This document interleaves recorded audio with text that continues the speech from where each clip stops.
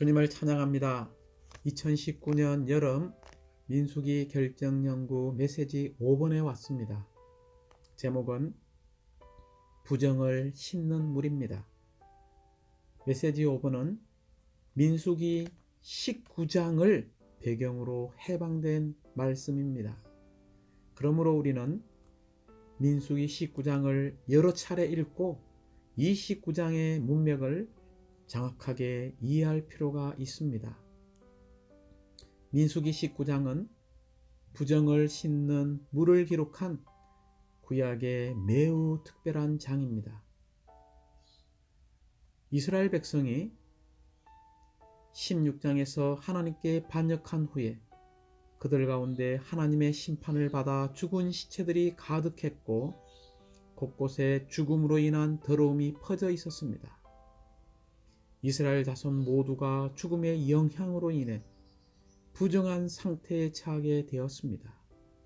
그러므로 19장에서 하나님은 그들이 붉은 암송아지의 죄를 섞은 부정을 씻는 물을 준비해 두었다가 그 물로 각처에 있는 죽음으로 인한 더러움을 제거하라고 말씀하셨습니다. 이것은 그리스도의 구속의 효능이 언제 어디서나 생명의 생수로 말미암아 죽음으로 인해 더럽혀진 사람을 정결하게 하고 그들과 하나님의 교통을 회복한다는 것을 예표하고 있습니다. 고린도전서 10장을 읽어볼 때 이스라엘의 역사는 신약의 믿는 이들의 예표인 것을 볼 수 있습니다. 다시 한번 민수기의 19장의 문맥을 정확하게 이해할 필요가 있습니다. 5차례의 반역 이후에 이 19장에 기록이 있습니다. 5차례의 반역은 가장 가벼운 반역인 불평으로 시작해서 가장 심각한 반역인 단체적인 반역으로 끝났습니다.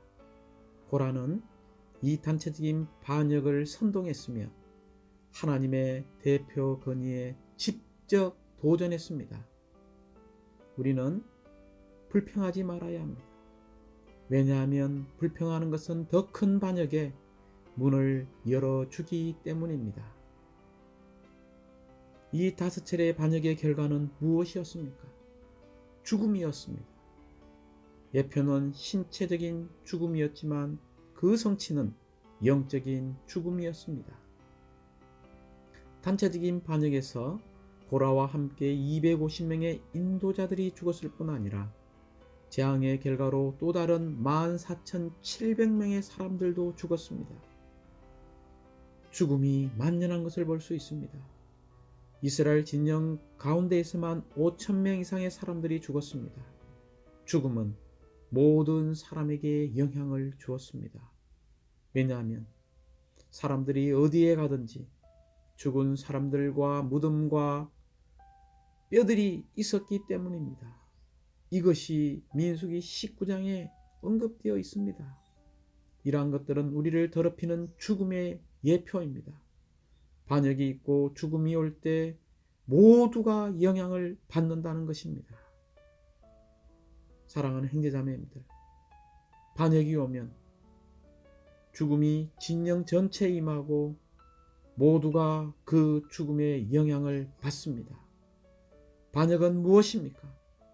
반역은 단순히 하나님의 의와 거룩함을 범하는 죄가 아니라 하나님의 경륜을 범하는 죄입니다. 그것은 하나님의 건의와 행정을 범하는 죄입니다. 그러므로 메시지 5번에서는 이러한 부정, 이러한 죽음을 처리하기 위해서 부정을 씻는 물이 필요하다는 것입니다. 우리가 죽음을 접촉할 때마다 우리는 부정하게 됩니다. 그러므로 그리스도에 대한 특별한 예표가 있는데 죄뿐만이 아니라 죽음을 처리하시는 이 그리스도, 곧 부정을 씻는 물로 예표되신 그리스도를 찬양합니다. 특별히 반역의 죄의 결과인 죽음을 처리하는 부정을 씻는 이 물이 바로 요한 1서 1장 7절의 성취라는 것입니다. 그러므로 붉은 암송아지의 제가 요한 1서 1장 7절에 예수님의 피의 즉각적인 씻음에 의해서 성취된 것을 우리는 알아야 합니다. 우리가 두 번째 이 메시지 5번을 추구할 때에 붉은 암송아지의 속죄 제물과 다른 제물들의 차이점을 알 필요가 있습니다. 왜 민수기에 이러한 19장이 포함되어 있습니까? 이 19장은 한 가지 제물에 대해 말하는데 이 제물은 모든 제물을 다루는 레위기에서 언급되지 않았다는 것입니다. 더욱이 민수기 19장 9절과 17절에서 이 제물을 속죄 제물이라고 말하고 있습니다. 이것은 죽음을 처리하는 제물이기 때문에 일반적인 속죄 제물이 아니지만 이 장은 여전히 이것을 속죄 제물이라고 부르고 있습니다.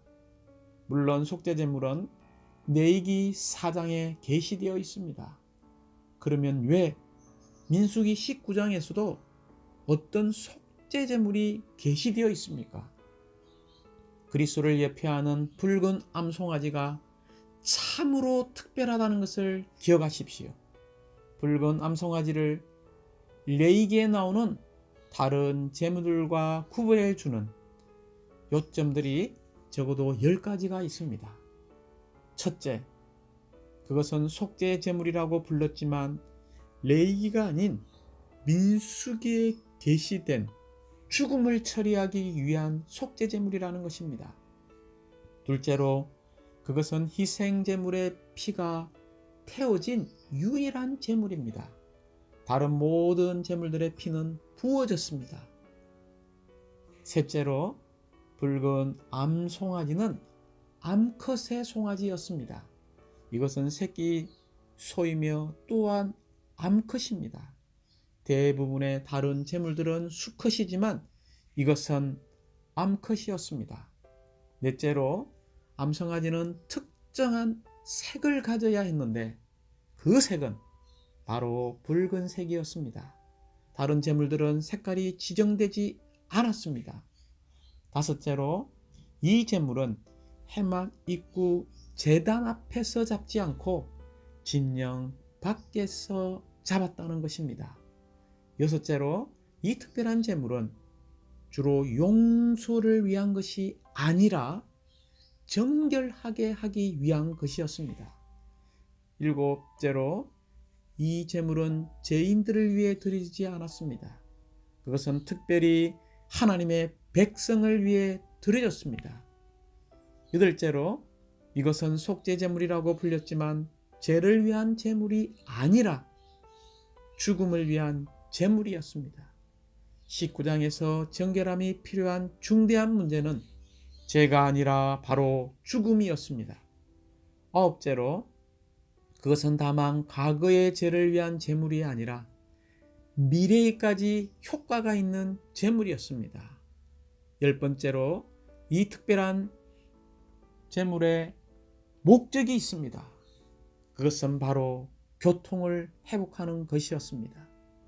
하나님의 백성이 하나님과의 교통을 회복해 주는 이 제물이 19장에 게시되어 있음을 찬양합니다.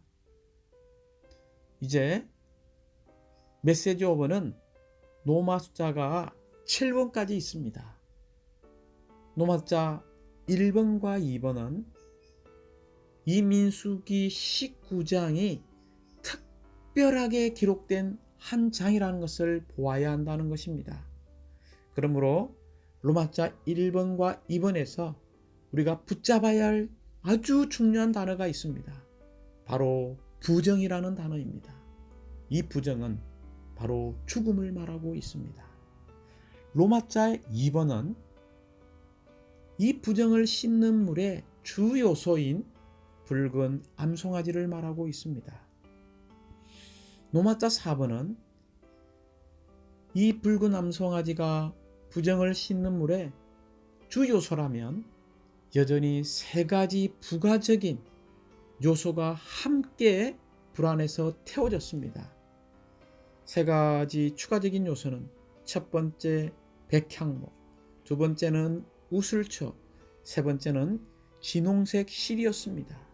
이 세 가지 추가적인 요소가 이 붉은 암송아지와 함께 불태워져서 제가 되었다는 것을 잊지 마십시오. 그러므로 이 로마자 5번은 바로 이러한 불태워짐의 결과에 의해서 나타난 것이 바로 죄라는 것입니다. 로마자 6번은 이러한 죄가 바로 흐르는 물과 합해져서 부정을 씻는 물이 된 것을 볼 수 있습니다. 그러므로 로마자 6번은 흐르는 물을 강조하고 있습니다. 마지막 로마자 7번은 이런 부정을 씻는 물의 효능을 말하고 있습니다. 먼저 우리는 로마자 1번과 2번을 보도록 하겠습니다.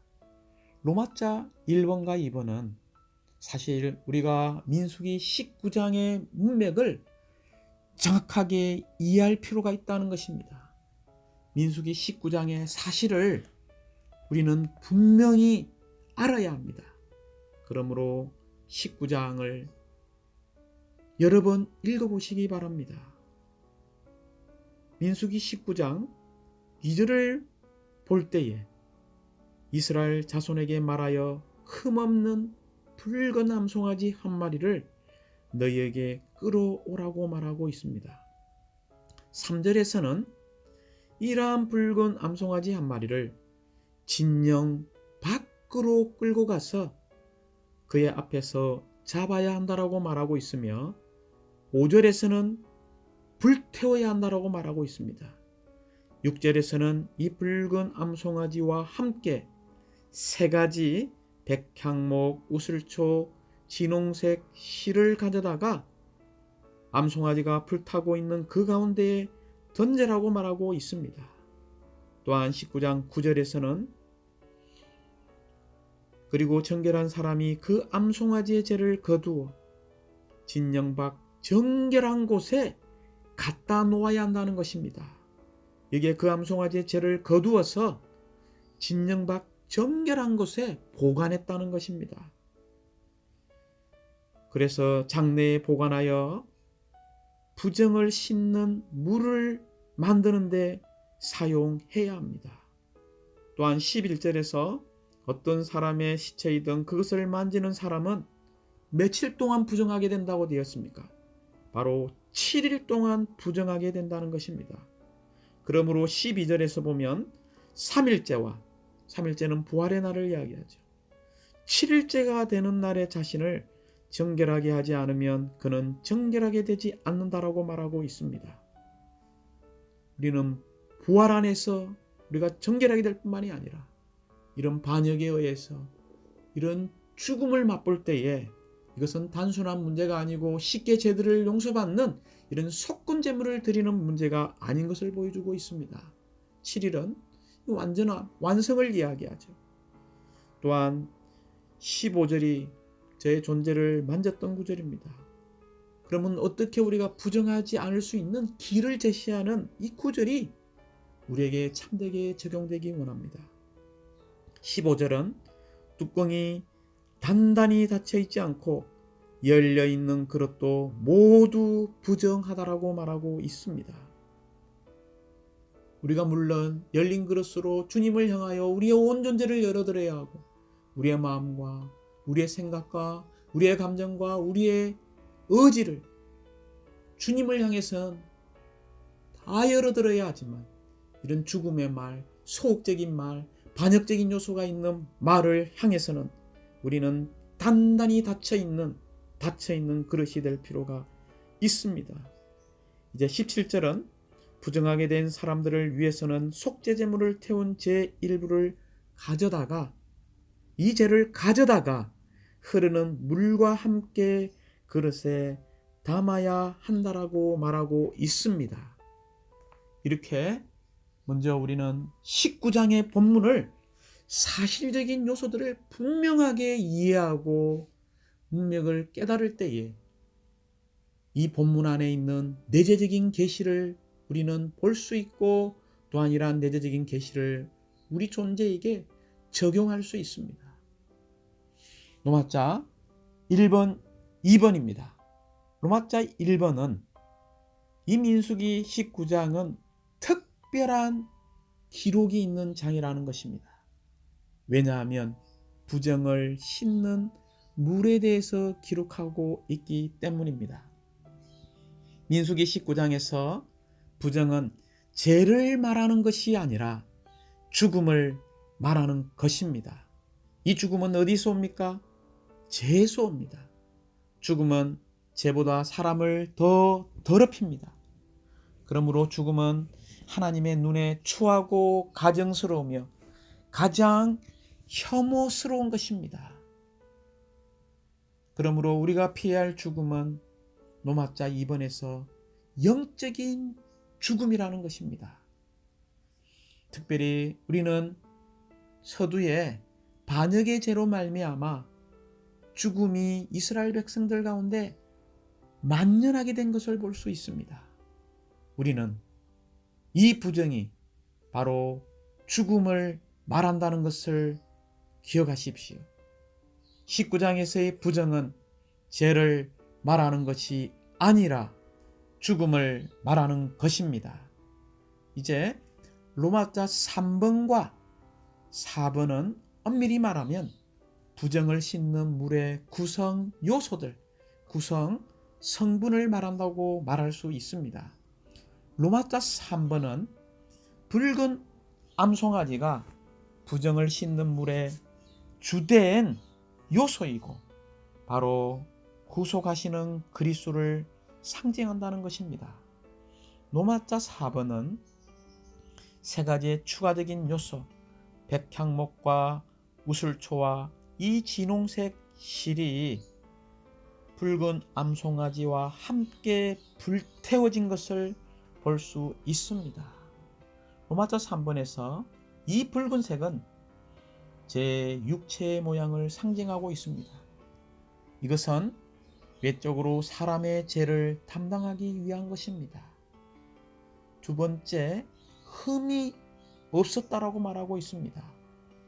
흠이 없었다라고 말하는 것은 이 붉은 암송아지를 상징하는 이 그리스도는 죄의 본성이 없었고 심지어 이 그리스도는 온전하신 분인 것을 말하고 있습니다. 또한 이 암송아지는 민수기 19장 2절에서 한 번도 멍에를 맨 적이 없다라고 이야기하고 있습니다.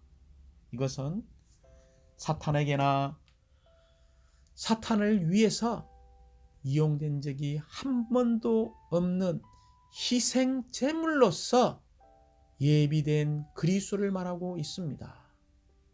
그러므로 붉은 암송아지는 결국 어디에서 끌고 가서 잡았습니까?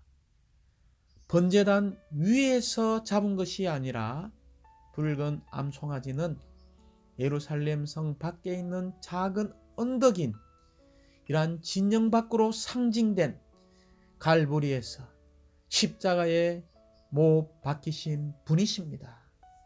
특별히 흠이 없다는 것은 그분의 생명을 가리키고 한 번도 멍에를 맨 적이 없다는 것은 그분의 일을 가리켜 말합니다.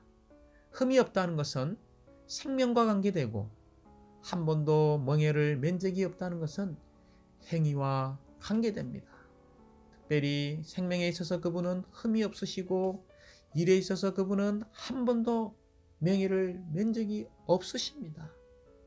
죄를 만져본 적이 없으시고 죄의 압박을 받아본 적이 없으시며 죄의 지배를 받아본 적이 없으시고 죄의 자극을 받은 적도 없으셨습니다. 온 우주 가운데 오직 주 예수님만이 하나님께 참된 희생제물로 드려지도록 한 번도 죄의 멍에를 매지 않으셨습니다. 이러한 주님께 우리가 찬양을 드립시다. 붉은 암송아지는 진영 밖으로 끌고 가서 잡았습니다. 주님께서 우리의 죄뿐 아니라 우리의 부정, 곧 죽음의 문제를 해결하기 위하여 진영 밖에서 곧 예루살렘 성 밖에 있는 작은 언덕인 갈보리 십자가 위에서 못 박혀 죽으셨음을 찬양합니다. 이제 로마자 4번에서 이 암송아지가 불타고 있는 그 가운데에 세 가지 추가적인 요소들을 던져라고 민수기 19장 6절에서는 말하고 있습니다. 먼저 백향목은 주님의 높아진 인성, 영광으로 가득한 인성, 최고 수준의 인성을 말하고 있습니다. 이러한 인성을 가지신 주 예수님만이 우리의 구주가 될 수 있습니다. 두 번째, 우슬초는 가장 작은 식물 중에 하나죠. 이것은 그리스도께서 사람들에게 가까이 오실 수 있는 분이시고 사람들과 같은 모양이 되셨으며 그분 자신을 기꺼이 낮추시고 겸손한 분으로서 우리에게 유용한 분이 되실 수 있는 것을 말하고 있습니다. 세 번째, 짙은 붉은색인 이 진홍색은 십자가에서의 구속의 일을 가리키고 있고 우리의 구속을 위해 피를 흘리셨으며 지구한 어미를 지닌 그리스도의 피를 흘리신 것을 말하고 있습니다. 그러므로 그리스도는 구속 안에서 부정을 씻는 이런 참된 물의 요소가 된 것을 우리에게 보여주고 있습니다. 이제 로마자 5번과 6번은 또한 부정을 씻는 이 물을 취하는 면, 심지어 적용하는 면을 이야기하고 있죠. 특별히 이 로마자 5번과 6번을 통해서 어떻게 우리가 부정을 씻는 물을 적용할 것인가에 대해서 먼저 이 붉은 암송아지의 죄에 관한 이런 효능들을 보기 원하고 또한 흐르는 물과 함께 이 부정을 씻는 물을 우리에게 적용하기 원합니다. 로마자 5번은 붉은 암송아지의 이 죄, 이것은 구속의 효능을 상징하고 있습니다. 주님의 구속의 효능은 영원하고도 변하지 않는 효능을 가지고 있습니다. 부활 안에서 주님의 구속하는 죽음이 영원한 효능이 있다는 것을 말하고 있습니다. 민수기 19장 9절은 이렇게 말하고 있습니다. 그리고 정결한 사람이 그 암송아지의 죄를 거두어 진영 밖 정결한 곳에 갖다 놓았다. 그것은 이스라엘 자손의 회중을 위해 보관되어, 여기에 보관이라는 단어가 우리 마음판에 새겨지기 원합니다. 보관되어 부정을 씻는 물을 만드는 데 사용되었다라고 말하고 있습니다. 이것이 보관되었다는 것은 주님은 장래에 있을 우리의 모든 부정과 죄들에 대비하신 것을 보여주고 있습니다. 다른 제물들의 경우 태워진 후에 남은 죄는 다 치워버렸습니다. 더 이상의 이 죄는 용도가 없었지만 그러나 붉은 암송아지의 죄는 장래를 위해 정결한 곳에 보관되었다가 흐르는 물에 더해져서 곧 흐르는 물에 이 죄를 함께 더해서 부정을 씻는 물을 만들었고 이 물이 사람들 위에 뿌려졌습니다. 이것은 그리스도의 죽음이 장래에도 적용될 수 있다는 것을 민수기 19장을 통해서 우리는 분명하게 볼 수 있습니다. 할렐루야! 그리스도의 놀라운 구속의 피가 이 죄 안에 있음을 찬양합니다. 그러므로 이 죄는 그리스도의 죽음의 결과를 상징합니다. 죄라는 것은 어떤 것의 최종 형태, 심지어 죄라는 것은 아무것도 아닌 것으로 감소된 것을 말하고 있습니다. 그리스도께서 감소되시어 아무것도 아닌 것이 됐음을 찬양합니다. 이러한 죄를 거두어서 정결한 곳에 보관하고 두어져야 했습니다. 이것은 그리스도의 구속의 영원한 효능을 말하고 있습니다. 우리의 과거, 현재, 미래에 있는 모든 죄들의 문제를 항상 처리하기 위한 항상 효능이 있는 것을 말하고 있습니다. 히브리서 9장 12절은 염소와 송아지의 피가 아닌 그분 자신의 피를 통하여 한 번만에 영원히 지성소로 들어가시어 영원한 구속을 이루셨습니다 라고 말하고 있습니다. 또한 히브리서 9장 13절과 14절에서는 이 붉은 암송아지의 죄를 언급하고 있습니다. 희생제물의 실제는 바로 그리스도의 구속인 것을 찬양합니다. 그러므로 죄는 죄를 정결하게 하는 일종의 속죄제물입니다. 붉은 암송아지의 이 죄의 방면은 그리스도의 구속에 영원하고도 변치 않는 효능이 있음을 우리에게 보여주고 있습니다. 부정한 것을 만질 때 부정을 씻는 물에 죄를 섞어 우리의 몸에 뿌렸습니다. 그러므로 구속은 장래 우리의 모든 부정과 우리의 죄들에 대비하신 특별히 장래를 위한 것임을 찬양합니다. 과거의 십자가의 일이 오늘 우리의 용도에서 적용됩니다.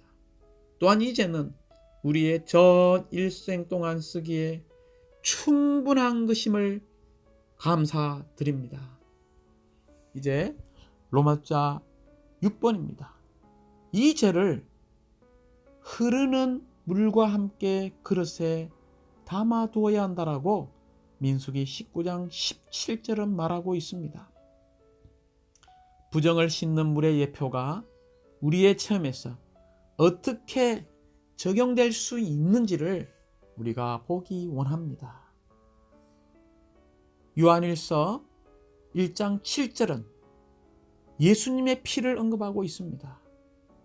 그러나 하나님께서 빛 안에 계신 것 같이 우리도 빛 안에서 행하면 우리는 서로 교통을 갖게 되고 그분의 아들 예수님의 피가 우리를 온갖 죄에서 깨끗하게 합니다. 이 예수님의 피가 바로 민수기 19장에 있는 부정을 씻는 물의 실제입니다. 흐르는 살아있는 물은 바로 무엇을 상징하고 있습니까? 그리스도의 부활 안에 계신 그 영 성령을 상징하고 있습니다. 그러므로 이 물 안에는 그리스도의 구속의 효능과 부활의 영에 씻는 능력이 포함되어 있습니다. 요한복음 7장 38, 39절에서 나를 믿는 사람은 성경에서 말한 대로 그의 가장 깊은 곳에서 생수의 강들이 흘러나올 것입니다 라고 말하고 있습니다. 이것은 바로 이 생수의 강, 그 영에 대해서 말씀하신 것입니다. 민수기 19장에 따르면 죽음을 접촉하거나 더러워져서 부정하게 된 사람을 정결하게 하려면 흐르는 물에 죄를 섞어서 그것을 그 사람에게 뿌려야 합니다. 흐르는 물은 다시 한번 강조합니다. 그 영, 성령을 예표하고 있습니다. 언제든지 하나님의 백성인 우리가 더러워지면 우리는 주님의 구속의 영원한 효능으로 복합되신 영께서 우리에게 적용되시어 우리의 부정함을 제거하시도록 허락해 드려야 합니다. 이것이 바로 요한일서 1장 7절과 일치하는 것입니다. 우리가 죄를 지은 것을 깨달으면 하나님과 우리 사이의 교통을 회복할 목적으로 우리의 죄들을 씻기 위해 주님의 피를 적용하고 취할 필요가 있습니다. 민수기 19장은 하나님의 백성인 우리가 정결하게 되기 위해서는 성령께서 그리스도의 구속의 효능을 우리에게 적용하시도록 계속 허락해 드려야 함을 계시하고 있습니다. 이제 우리가 참되게 적용하기 원합니까? 부정을 정결하게 하는 물 안에서 그리스도의 구속의 효능과 부활에 씻는 능력이 있습니다. 물은 그 영으로 상징하는 우리는 그 영을 접촉할 필요가 있습니다. 이때 우리는 죽음의 더러움에서 정결하게 될 것입니다. 마지막 로마자 7번입니다. 부정을 씻는 물의 효능을 보기 원합니다. 특별히 주님의 피는 두 종류의 씻음이 있다는 것입니다. 첫 번째, 하나님 앞에서의 영원한 씻음이 있고, 두 번째는 우리의 양심 안에서의 그 씻음을 적용하는 것입니다. 붉은 암송아지의 재적용은 어떤 적용입니까? 바로 우리의 양심 안에서의 즉각적인 씻음을 해결하기 위한 적용입니다. 그러므로 물은 큰 반역에서 비롯된 죽음의 영향을 씻어내고 심지어 무효화할 수 있습니다. 지속적으로 우리를 정결하게 하여 우리와 하나님의 교통을 회복시키는 것입니다. 죽음으로 부정하게 된 사항이 치료되고 정결케 됨을 찬양합니다.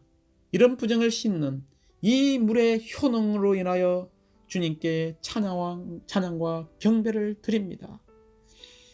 사랑하는 형제자매님들, 우리가 죽은 사람들을 접촉한다면, 곧 세상과 왕래한다면, 세상과의 친목관계가 많아진다면, 세상 가운데에서 우리가 사는 시간이 많다면 우리는 시체를 접촉하는 것입니다. 시체를 만질 때마다 우리가 오염되지 않기란 매우 어렵습니다.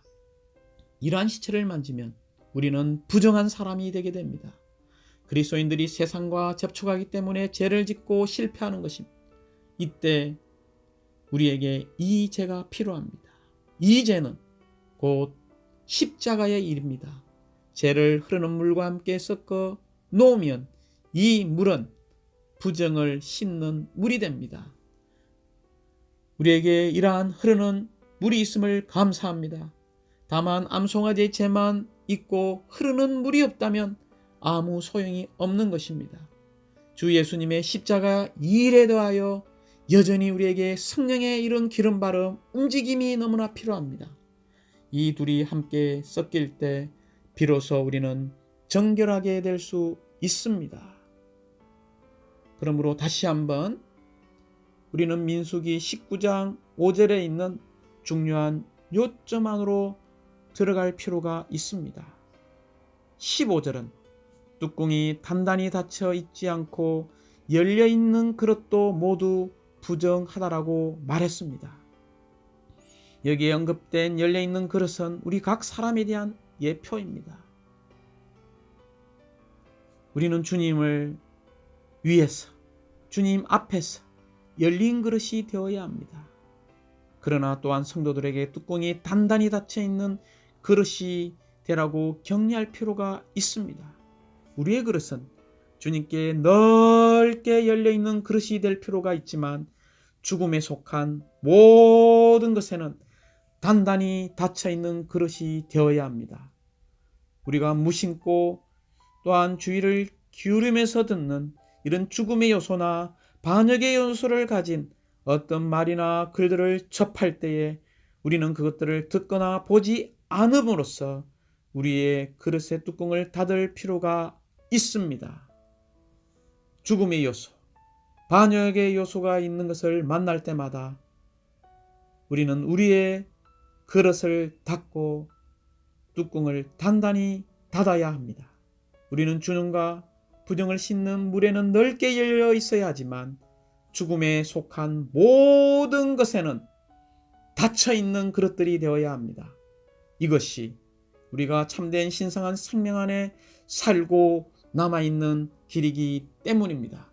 그러나 우리가 실패하고 좌절하고 또 우리가 이러한 죄들을 범할 때에 우리는 부정을 씻는 물을 적용하는 공과들을 배움으로 하나님과의 교통을 더욱더 회복함으로써 여호와의 군대, 하나님의 군대로 편성되어서 여전히 하나님의 목적지인 좋은 땅, 모든 것을 포함하신 이 그리스도를 체험함으로 하나님의 집과 하나님의 성인, 하나님의 왕국인 이 교회를 이 땅에서 건축하는 사람이 되기 원합니다. 주님을 찬양합니다.